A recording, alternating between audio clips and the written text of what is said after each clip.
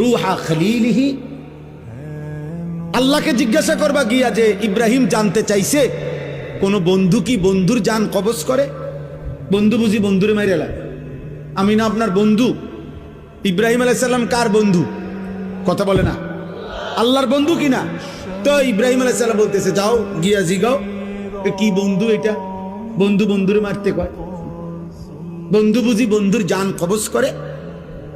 সুবহানাল্লাহ। আল্লাহ তাআলা তখন বললেন জিব্রাইল, আরে আজরাইল, মালাকুল মউত, তাহলে এক কাজ করো, তোমারে আমি আরেকটা প্রশ্ন করতেছি ইব্রাহিমকে বলার জন্য, তুমি হেঁটে গিয়া কও, যাও আবার যাও।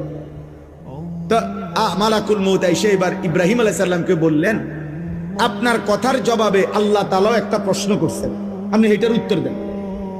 তো বলছে কি? তো আল্লাহ তাআলা জানতে চাইছেন আয়াকরাহুল খলিল লিকা খলিলিহি